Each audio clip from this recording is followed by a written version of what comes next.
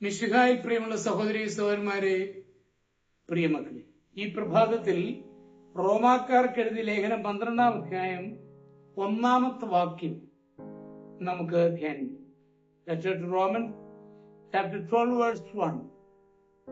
നിങ്ങളുടെ ശരീരങ്ങളെ വിശുദ്ധവും ദൈവത്തിന് പ്രീതികരവുമായ സജീവ ബലിയായി സമർപ്പിക്കുവിൻ.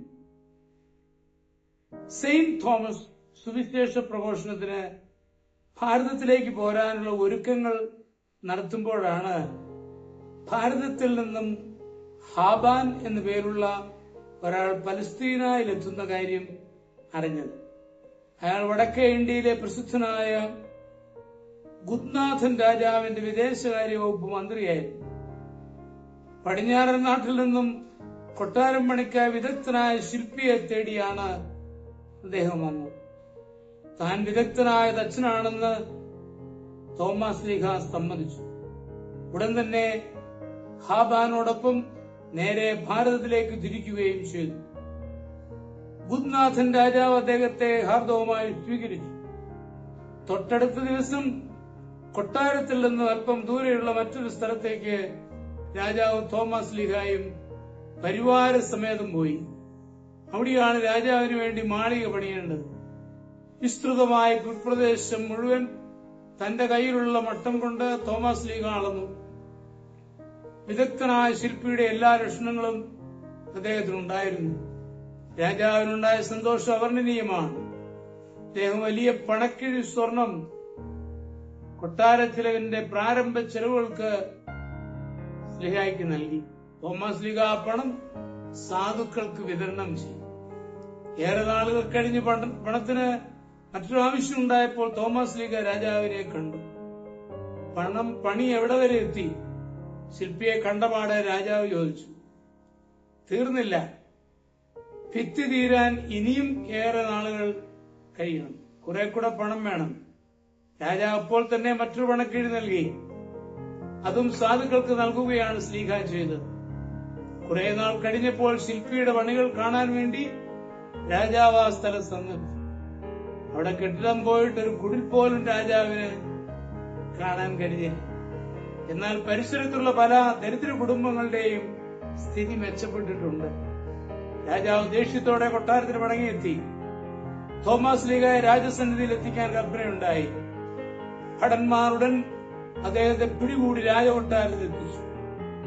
എവിടെയോ എന്റെ കൊട്ടാരം? രാജാവ് അലറി. സ്വരത്തിലെ ക്രൗര്യത്തിനും ഭടന്മാർ പോലും വിറവും. എന്നിട്ടും സ്ലീഹായ്ക്ക് കുറുക്കമില്ല. അദ്ദേഹം ചഞ്ചലചിത്തനാകാതെ പറഞ്ഞു, ഞാൻ അങ്ങേക്ക് അതിമനോഹരമായ കൊട്ടാരം പണിയുന്നുണ്ട്. എന്നാൽ അങ്ങേക്ക് ഇപ്പോൾ അതിൽ പ്രവേശിക്കാൻ പറ്റില്ല. ആ കൊട്ടാരം സ്വർഗത്തിലാണ്. മരണാനന്തരം അങ്ങേക്ക് വേണ്ടി അതിന്റെ വാതിലുകൾ തുറക്കപ്പെടും. രാജാവിന് ദേഷ്യം വർദ്ധിക്കാനേ ആ വാക്കുകൾ ഉപകരിച്ചുള്ളൂ.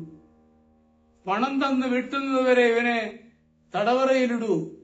ക്രോധത്തോടെ രാജാവ് ശിക്ഷ വിധിച്ചു. ഭടന്മാർ അപ്പോൾ തന്നെ തോമസ് ലീഗയെ വിലങ്ങണിയിച്ച് തടവറയിൽ തള്ളി.